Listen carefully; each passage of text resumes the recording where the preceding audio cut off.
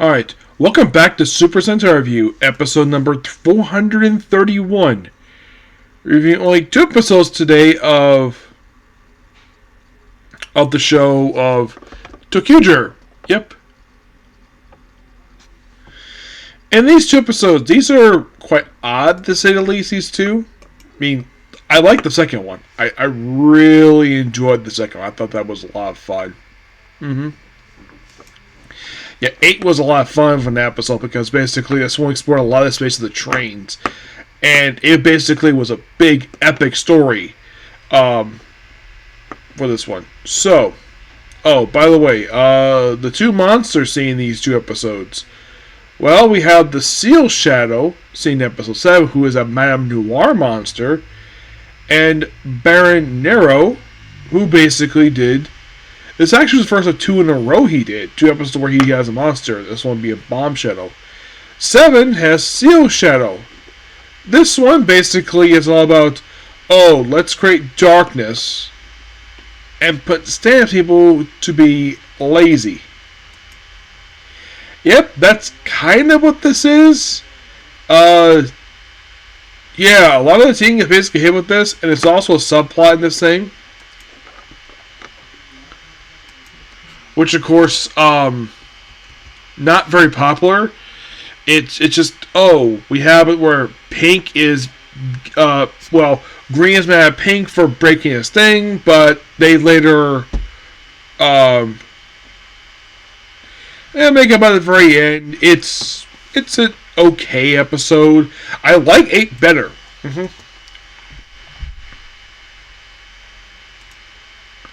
Because 8 pretty much basically is a big story with this one.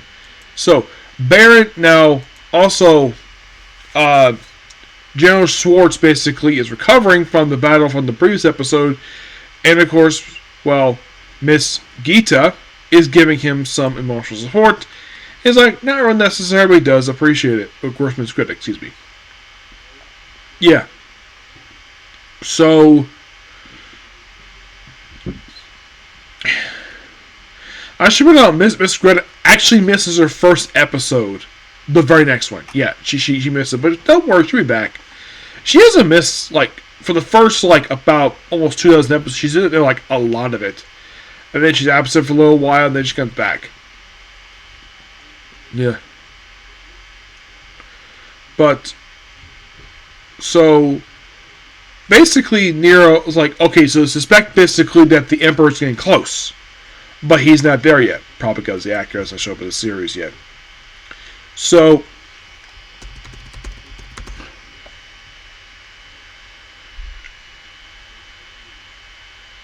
he hasn't shown up yet, so basically he decides, oh, I need to basically take out some stuff. So then he sends out the bomber one.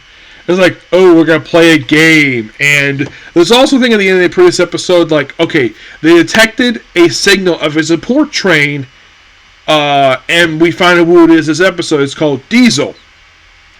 Yes, a diesel train. They refer to this episode as an older train, older support train. It's the oldest one they have. So, a lot of the episode is, it's like 2 different plots this one. One is searching for Diesel, the other is the bomber threat. Bomber threat was interesting because they got a chance to look around the place. We got a chance to see the main cockpit without the main consoles there, which I thought was really cool. First time I've seen this series. We also see the conductor in the red one. The first time. Also, for the first time in the series, he takes off the puppet. He take it off his hand. Which, yes, it's a puppet who's somehow sentient. Yeah. I think this whole thing with him is not really explained here. Yeah, and of course when Green Team's playing, oh, I'm going to pretend I didn't see that. I would have thought, oh, we actually have where the puppet's off his hand. Now, what's the purpose of tickets? I don't really know tickets' purpose basically in the series, aside from the fact he's just there for comic relief. So, I thought that was really cool. And then like a monster actually come out of the train, which I thought that was really... Now, basically, you got kick in the sky, and he comes aboard the train. Yeah, it makes the first time you have a monster come on board. I'm like, this is early, though he's basically a small burger. It's not like a whole army invading the train. So, and of course, he plants a bomb and destroys the brakes of the train. So, it's very in control. So, the conductor goes to the red engine and steers it so it gets basically straight. Meanwhile, though, Wright actually finds, thanks to Cooper Kid, he was talking to, playing soccer, they're actually able to find Diesel, who's at this museum. And apparently, only people with imagination can see these trains. The adults cannot see it because apparently they don't have imagination for some reason. So he finds it, and it's covered in dirt. He does clean it up. He does his best, like, turn it on. He puts this thing, maybe put this morpher in. Come on. Not really. And then he, I imagine you coming on. He puts it, and it comes on. Back up and running, and actually helps basically run alongside. It does actually help stop the train, which was really cool. It felt like some of this one, it's like, this one they spent a lot of time in special effects this episode. It's like a lot of good suspense with this one. Eventually it was stop the train actually, and of course Bomber and Giant Size form, which it also is the first episode where they don't form the Megazord in this episode.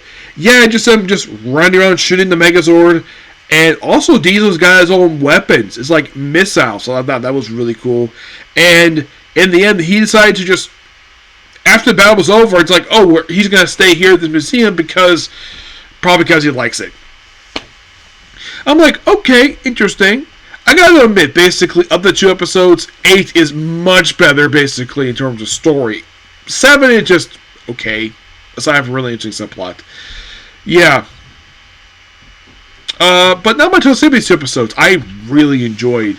I wouldn't say 7 was terrible. It's just not much there, sadly. Okay, so that's pretty much a particular review. Please be sure to like, comment, subscribe, turn notifications. And next up, basically, is Dr. Stone. Yep. But see you next video. Bye.